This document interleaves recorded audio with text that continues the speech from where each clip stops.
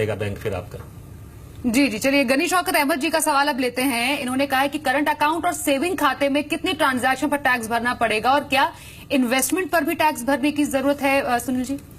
नहीं, देखिए हमारे यहाँ पर ये कंफ्यूजन व्हाट्सएप के जरिए आया था कि बैंकिंग ट्रांजैक्शन टैक्स सरकार लगाने जा रही है। हमारे यहाँ पे बैंकिंग ट्रांजैक्शन टैक्स नहीं है। बैंक में खाते में जमा करवाने पे कोई टैक्स नहीं है, करंट अकाउंट में भी नहीं है, सेविंग अकाउंट में भी नहीं है, बशर्ते वो पैसा आपके पास एक्सप्लेन होना चाहिए, सोर्स एक्सप्लेन होना चाहिए। लेकिन जैसे मैंने पहले बताया 8 नवंबर के बाद में सीबीडीटी ने एक नया सर्कुलर जारी किया है कि करंट अकाउंट में अगर आपने 12.5 लाख रुपए से ज्यादा जमा करवाए हैं तो आपकी AIR जाएगी।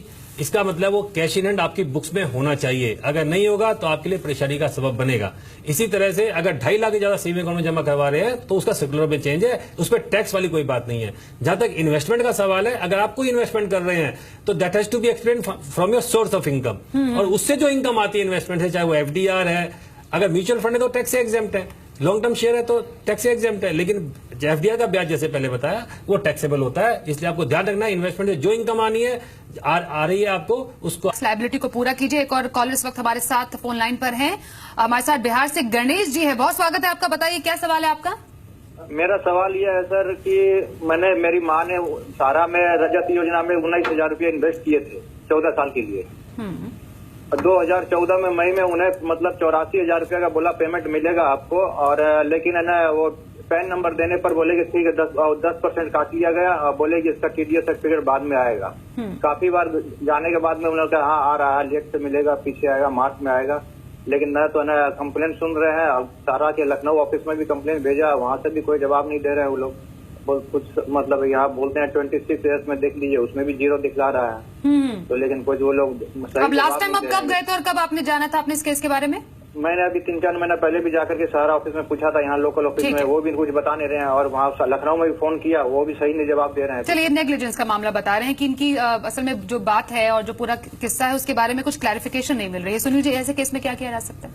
देखिए, जहां तक मैं इनका सवाल समझा हूं, इनको FDR पे 84,000 रुपये का ब्याज मिला है और उस पर 10% TDS काट दिया है सहारा ने, लेकिन वो रिफ्लेक्ट नहीं हो रहा है। सबसे पहले अपना 26 AS दोबारा चेक कीजिए। अगर उसके बाद भी आपको नहीं मिलता है तो आप CBDT के ग्रीवियंस सेल में जाकर अपनी कंप्लेंट लॉन्च करवा सकते हैं, वो जरूर उस पर एक्शन लेंगे। और आप अपने इनकम टैक्स ऑफिस में जाकर भी कंप्लेंट लॉन्च करवा सकते हैं कि साहब देखो मेरा TDS काट लिया है, उन्होंने जमा नहीं करवाया है, तो आपको जरूर उसका। चलिए, हमारे साथ एक कॉलर भी है मेरठ से, डॉक्टर प्रमोद जी। जी डॉक्टर जी, बताइए अपना सवाल। मैंने म्यूचुअल फंड में इन्वेस्ट करता हूँ, मुझे कौन से ITR में उसको शो करना चाहिए? सुनील जी, आप म्यूचुअल फंड में इन्वेस्ट करते हैं, आप कौन सी ITR में शो करना चाहिए उसको? हाउस इन्वेस्टमेंट को कहाँ शो करना चाहिए, कौन से ITR फॉर्म में? हाउस इन्वेस्टमेंट को। नहीं, आपकी बाकी सोर्स ऑफ इनकम क्या है ये देखना पड़ेगा कि आपकी बिजनेस से इनकम है, आपकी सैलरी से इनकम है, या आपकी टैक्स ऑडिट होता है, किस चीज से इनकम है ये आपको देखना पड़ेगा। और जहां तक मैं आपका सवाल समझ पा रहा हूं, ऐसा कुछ नहीं है कि आपको मैंडेटरी बैलेंस शीट फाइल करने की जरूरत नहीं होती है कि इन्वेस्टमेंट आपको शो करना है, ऐसा नहीं है। उससे आपको कोई इनकम आ रही है कि म्यूचुअल फंड से अगर इनकम इक्विटी फंडिंग से है तो वैसे भी टैक्स एग्जेम्प्ट होती है, लेकिन आपको एग्जेम्प्टेड इनकम को भी शो करना पड़ता है एग्जेम्प्ट कॉलम में। जहां तक ITR फॉर्म का सवाल है, ITR 1, 2, 3, 4, वो आपकी बाकी फैक्टर से डिपेंड करता है कि आपकी इनकम किस सोर्स से है।